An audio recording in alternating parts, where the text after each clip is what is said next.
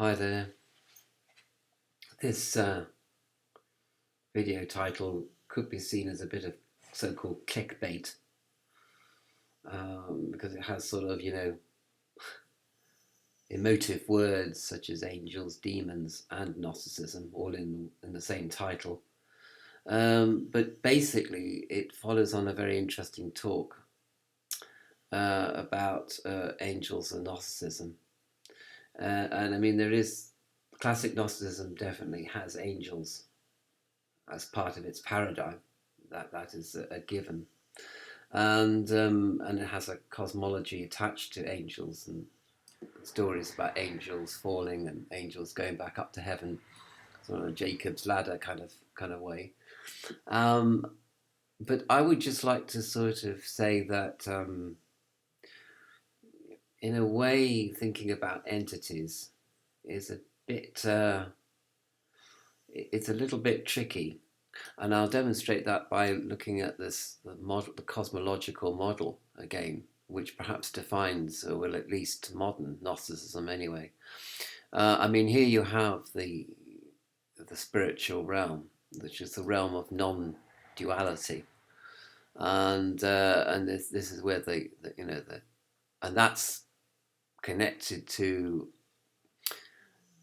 an image within your heart of the spiritual realm. So within you, there is a little piece of this non-dualistic realm, which when you introspect, you can have access to.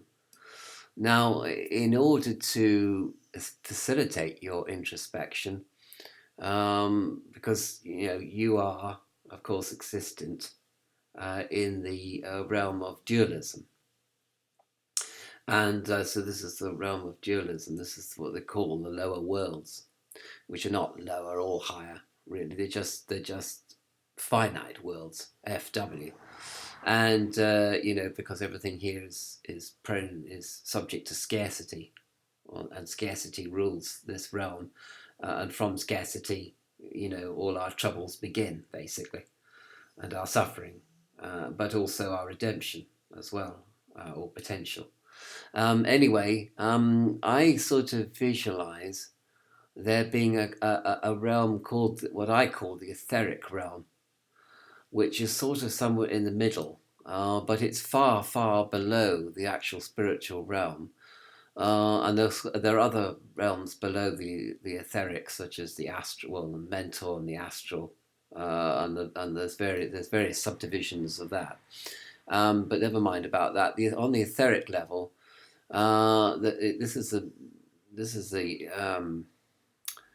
level of perceived miracles, and perhaps of entities, because, as I said, to facilitate your introspection into that part of yourself which is non-dual or non-dualistic, you might have to visualize something which acts as a bridge between all the worlds, the finite worlds, of which the etheric is one, and the spiritual non-dualistic infinite world, which is far beyond what we can normally perceive.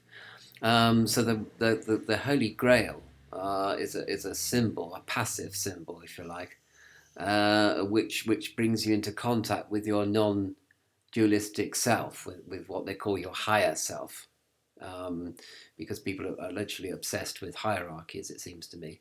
Anyway, so so the Holy Grail could be as a sort of passive, shimmering symbol in your mind's eye, which facilitates your introspection, and your meditation. But then also on the other side, there could be more active angels or entities, non-localized entities, as somebody called them for me, which means that they can come and go as they please within space and time. And these active angels could also facilitate you in various ways. But it's important to remember that whereas the Holy Grail is a very, very pure symbol, and sort of acts as what I call the rainbow bridge between the finite worlds and the infinite worlds beyond, the non-dualistic world. A very, very pure symbol, and perhaps a source of very pure energy, if one can use that word. Whereas the angels and entities, non-localized entities, they partake and they perform and they are part of the etheric level, which is not the same as the spiritual level, but looks incredibly like it and feels incredibly like it. And I said actually a word facsimile. Well, perhaps it is a facsimile of the spiritual world, whereas in fact your inner core, which is spiritual, is perhaps even more than a facsimile. So in a sense, the spiritual part of you, your soul, spirit spark, which is inside your heart, this actually is a peak or a little tiny oasis of spirituality, of a spiritual realm within inside you, and you are imprisoned within this particular world of the demiurge. So I wouldn't, in other words, what I'm saying is that I wouldn't put too much stock in angels or non-localized entities anyway, because they are dialectical, and they could even be slightly ambiguous figures as well. They could pertain, as everything does, below the spiritual level. Everything also pertains of the creative, preserving, and destructive. So it's possible that a non-localized entity can have within it preserving, which is great, creative, which is great, but also destructive, which you might not find so great if you're on the sort of receiving end of it. Even though it might say, I have a higher purpose in mind when I actually sort of create a destructive energy for you. It might be an initiatory energy, which might also be rather challenging and taxing, and possibly even destructive on certain parts of you or certain parts of your life, things which need to be destroyed, need to be changed radically. And this angel could be the very radical solution to your life. But all this is pertaining to worlds which are not part of the spiritual world. And I think that so one should be very careful about getting too reliant on angels and the thought of angels. I mean, you can think as much as you like about the Holy Grail, but with angels, it's a bit more tricky, and I feel that there's sort of slight hues and colours attached to angels. And also you may interpret what angels are doing in various ways. And you may even project your own ego and your own fears and neuroses onto the various highest and most beautiful angels, and which might make the angels have an unwitting corrupting effect on you, if that can be said. I hope I'm not insulting angels by saying that, but it could be that you are using angels for purposes that other than what they were created for. And that might it might, obviously that will make a considerable enemy, but it would create strain and stress between you and the angel if you were thinking of doing that. So be careful about doing that, because they're also guardians as well as being messengers.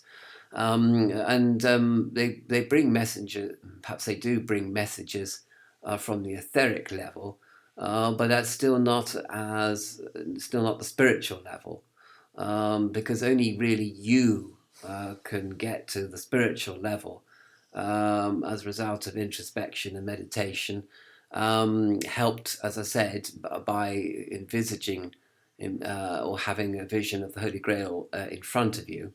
And that Holy Grail acts as a bridge between you and the spiritual level, because the Holy Grail is itself partaking of a non-dualistic framework, as it were.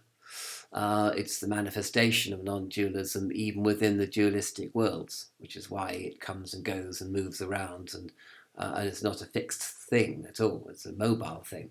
So the final point, though, on a more positive, to end on a more positive note, I think in that sense, if we say that we are all angels to each other, in other words, we all pertain to an angelic role, a role of messenger. Like you could meet someone on the street, you could meet a homeless person on the street, and they could say something to you, which is something that you need to know, a message from a spiritual place where they are at, even though they're a homeless person, or because they're a homeless person, probably, and they're more spiritually attained than you are, and they say something to you which could be very mundane, and yet you could take in a very spiritual way, because they mean it in a spiritual way, in fact, and you take it in the spiritual way that they mean. So, and so you could provide an answer to somebody's question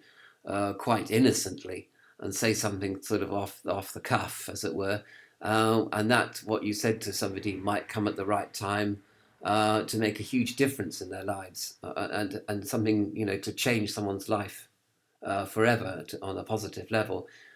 Simply a sort of throwaway line, which and you just sort of say it without really thinking about it, and the person takes it away, and it's a statement which has huge implications on their life and ramifications for their life, and they change their life as a result of being in contact with you. So for that person, you are an angelic being, and yet you're flesh and blood as well, because it's your soul talking to their soul, and directly. So that's just my few little thoughts on angels, demons, and Gnosticism. I didn't even cover demons, but simply just one sentence, really. If you can act as an angel for somebody, if you're acting as a naysayer, then perhaps you're working, for a more negative entity, let us say. But we must also bear in mind that even a negative side of an entity, a destructive side of an entity, is part of what could teach you a life lesson, hard as it might be to take. So that's something to bear in mind. And again, if you don't see entities as being good or evil, angelic or demonic, then you're halfway there to entering into the realm of non-duality, just by cultivating that single one attitude.